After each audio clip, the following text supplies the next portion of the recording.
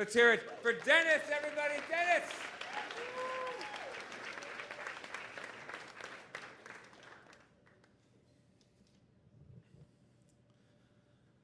So some years ago, in a long-forgotten chat room, I met Jennifer. She was a gymnastics coach from Chicago, and we just hit it off. And I know some of you are already thinking, catfish. No, this is not that kind of story. We just really enjoyed talking to each other online, and we found ourselves doing that a lot. We were interested in what our days were like, what we were up to. We had that artificial, accelerated intimacy you can get in an online relationship where you can be comfortable saying things through a keyboard that you might not say in person. We told each other everything that we were up to, our romantic misadventures and everything that was going on. There was never any thought of this becoming any more of a relationship than that for any number of reasons.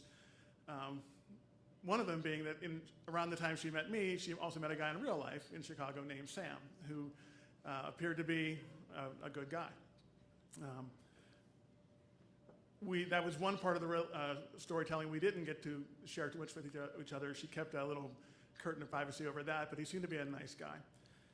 One year I was going through Chicago traveling, and I thought maybe it was time we should actually meet face to face. So I told her about that, and she thought that was a great idea, and she wanted to bring Sam along too. What Sam thought about meeting his girlfriend's online special friend, I wasn't sure. But he was a good sport about it, and we met at her gym, and we hung out there for a while, and then back to Sam's place, and then we all went to a White Sox game, and really had just a nice evening getting to know each other and just hanging out for a few hours. The night came to an end, and we went our ways again. They went back to their lives, I went back to mine, and our chats continued. Sometime after that, Jen told me that he had proposed, and she and Sam were going to be getting married, which was great. And I was surprised a short time after that to get an invitation to the wedding. Now, I've been to a few weddings in my life, but all the other weddings I've been with the bride and groom more than 6 hours in our lives. I usually know better than that. But she wanted me to go, so I went. I was up for an adventure, and it was interesting. I went to the wedding. Of course, I didn't know anyone in the church other than the bride and groom, and they were busy. And then the reception was more of the same. It was a Disney-themed reception. I was at the Dumbo table with the wedding photographer and some other people, I guess, that Sam and Jen didn't know very well. And it was very pleasant. And it was about that time that I began to turn invisible. Now, I'm never the life of a party. Rooms do not light up when I walk into them. But I can always find a way to amuse myself at any social event. So at this night, I appointed myself as the assistant wedding photographer. So I made my way around the room, just taking pictures of all the things that the real guy was not doing, just to keep myself busy. And I found that as I walked around that room, I was not noticed by anybody. People could not see me. I could come up to a table and sit down with the people there and stick a camera in their face, and they would not notice I was there. I walked around, and people were looking right through me. At one point, I was actually standing in the middle of a busy dance floor, standing in the middle of it, the dancers swirling all around me, no one even touching me or noticing me, like water flowing around a rock in a stream.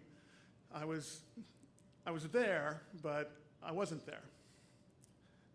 Anyone could see me if they bothered to look, but if they didn't, well, I knew I was there, so that's what counted.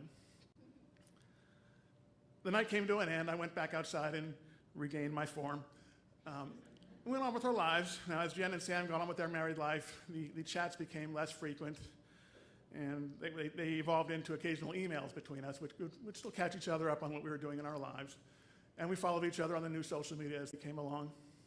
And this continued until a few years ago when Jen died. Too soon. So I don't get emails from Jen anymore. I do get Christmas cards from Sam. He still sends those. And we're still online friends because, I mean, how can you stop being a friend just because the person died? So she's still there. She has that kind of immortality that a digital presence can give you. She's there, but she's not there. I can see her anytime I want to look at her. or anyone can. And if they don't, well, I know she's there, and that's what matters.